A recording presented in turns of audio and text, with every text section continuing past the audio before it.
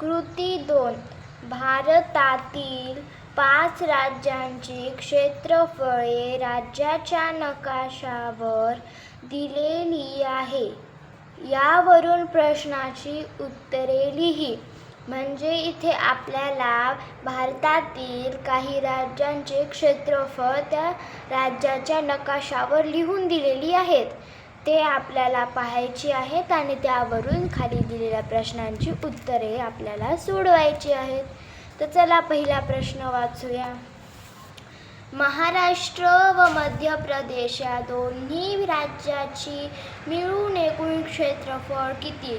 म्हणजे इथे आपल्याला असे विचारले आहे की महाराष्ट्र राज्याचे क्षेत्रफळ आणि मध्य प्रदेश राज्याचे क्षेत्रफळ या दोघांचे क्षेत्रफळ मिळून एकूण क्षेत्रफळ किती होते? त्यासाठी आपल्याला या दोघांच्या क्षेत्रफळाची बेरीज करावी लागेल. तर चला बेरीज करूया. यासाठी इथे मी एक पान घेत आहे, तुम्ही सुद्धा घेऊ शकता. तर आधी आपण महाराष्ट्र राज्याचे क्षेत्रफळ लिहूया, जे की आहे 3,07,713. चला इथे आपण लिहूया 3,07,713 अधिक मध्य प्रदेशचे आहे 3,08,252. मध्य प्रदेशचे आहे 3,08,252. आता याची आपण बेरीज करूया. 3 आणि 2 5, 5 आणि 1 6, 7 आणि 2 9, 7 आणि 8 15, हातच्याचा 1, 3 आणि 3 6. हे आले आपले उत्तर 6,15,965. तर चला आपण इथे उत्तर लिहूया. 6,15,965. अशा प्रकारे आपण पहिल्या उदाहरणाचे म्हणजेच प्रश्नाचे इथे उत्तर लिहिलेले आहे. आता आपण दुसरा प्रश्न वाचूया. गुजरात व उत्तर प्रदेश या दोन्ही राज्याचे मिळून एकूण क्षेत्रफळ किती? म्हणजे इथे आपल्याला गुजरातचे क्षेत्रफळ आणि उत्तर प्रदेशचे क्षेत्रफळ मिळून किती क्षेत्रफळ होईल हे आपल्याला काढायचे आहे. त्यासाठी आपल्याला इथे बेरीज करावी लागेल. चला तर आपण बेरीज करूया. त्यासाठी पण मी इथे पानावरच गणित करणार आहे. तर आधी आपण गुजरातचे क्षेत्रफळ लिहून घेऊया, जे की आहे 1,96,024. 1,96,024 अधिक उत्तर प्रदेशचे 2,43,286. 2,46,286. अशा प्रकारे मी इथे गणित मांडून घेतले आहे. आता आपण याचे उत्तर काढूया. 4 आणि 6 मिळून झाले 10. 2 आणि 8 10. हातच्याचे 1 11. हातचाला 1, हातच्याचा 1 आणि 2 3. 6 आणि 6 12. हातच्याला आला 1, हातच्याचा 1 आणि 9 10 आणि 4 14. हातच्याला आला 1, हातच्याचा 1 आणि 1 2 आणि 2 4. हे आले आपले उत्तर 4,42,310. तर हे उत्तर आपण इथे लिहूया. 4,42,310. अशा प्रकारे आपले इथे उत्तर आलेले आहे दुसऱ्या प्रश्नाचेही. आता आपण तिसरा प्रश्न वाचूया. वरील चित्रातील क्षेत्रफळाच्या दृष्टीने सर्वात मोठ्या असणाऱ्या राज्याचे नाव लिही. म्हणजे इथे आपल्याला वरील जेवढे राज्याचे क्षेत्रफळ दिलेले आहे त्यामध्ये सर्वात जास्त क्षेत्रफळ कोणाचे आहे ते ओळखून त्या राज्याचे नाव आपल्याला इथे लिहायचे आहे. तर चला पाहूया सर्वात जास्त क्षेत्रफळ कोणत्या राज्याचे आहे ते. तर सर्वात जास्त क्षेत्रफळ जर आपण पाहिले तर राजस्थानचे आहे, जे 3,42,239 आहे. महाराष्ट्राचे आहे 3,07,713 आणि मध्य प्रदेशचे आहे 3,08,252 आणि गुजरातचे आहे 1,96,024. उत्तर प्रदेशचे आहे 2,43,286.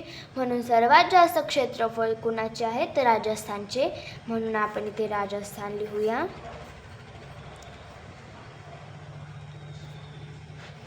राजस्थान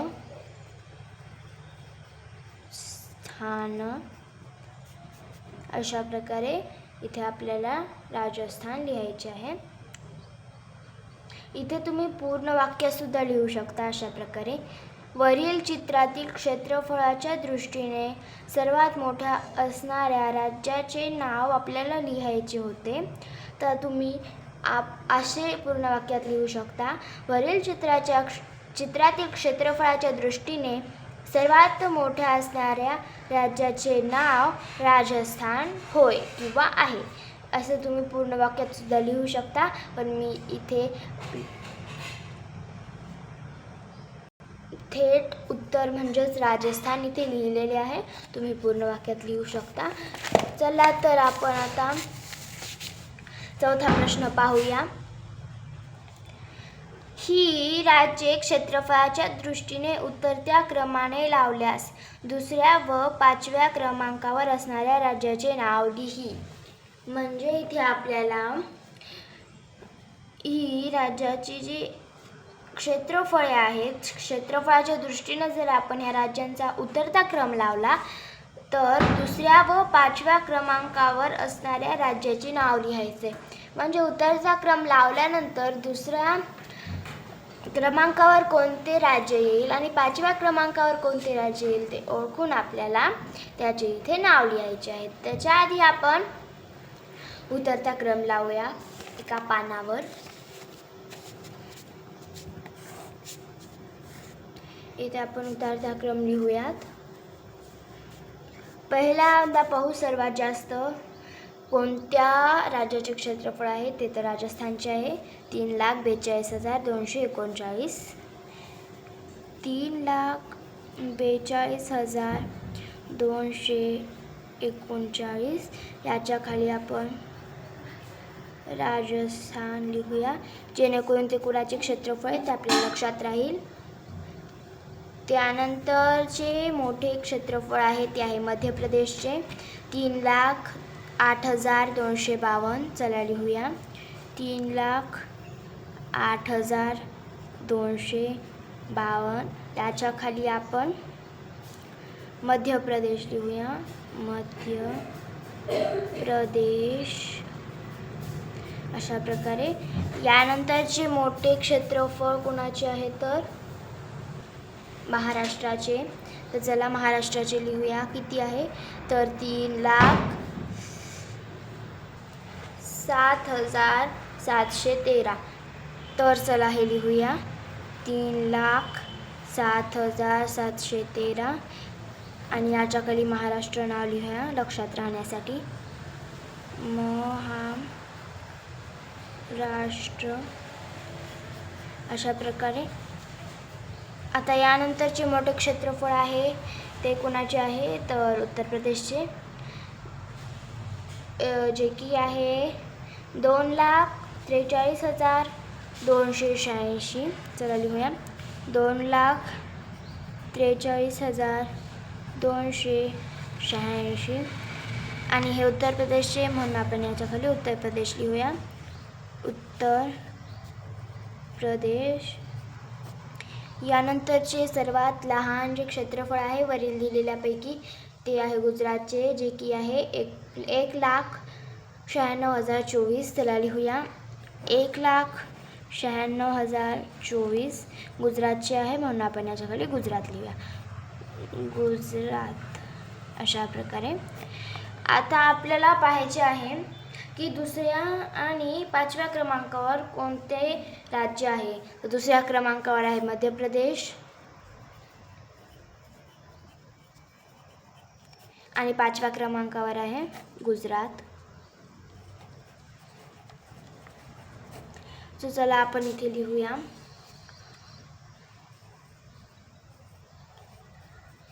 दुसऱ्या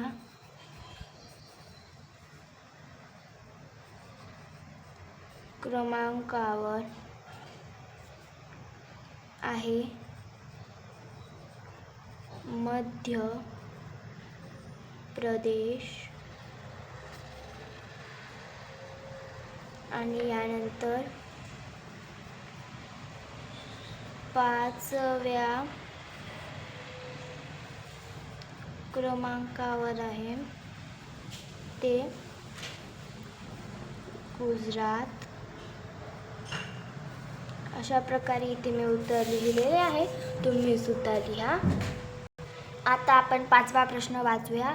वरील चित्रातील क्षेत्रफळाच्या दृष्टीने सर्वात लहान राज्य असणाऱ्या राज्याचे नाव लिही, जे की आहे गुजरात. कारण की उतरत्या क्रमामध्ये आपण गुजरातचे सर्वात शेवटी नाव लिहिले होते, कारण की ते सर्वात लहान असणारे क्षेत्रफळ आहे, म्हणजे क्षेत्रफळ असणारे राज्य आहे वरील दिलेल्या चित्रापैकी. ठीक आहे, तर चला आपण इथे गुजरात हा शब्द लिहूया. गुजरात. इथे सुद्धा तुम्ही पूर्ण वाक्यात लिहू शकता अशा प्रकारे. वरील चित्रातील क्षेत्रफळाच्या दृष्टीने सर्वात लहान असणाऱ्या राज्याचे नाव गुजरात आहे किंवा होय. इथे सुद्धा तुम्ही पूर्ण वाक्यात लिहू शकता, पण मी इथे थेट उत्तर लिहिलेले आहे. अशा प्रकारे आपण 5वा प्रश्न इथे सोडवलेला आहे आणि आपली जी कृती क्रमांक 2 होती ती इथे संपलेली आहे. आता आपण यानंतरच्या उपघटकातील कृती क्रमांक 1 पाहूया, जी की पुढच्या पानावर आहे.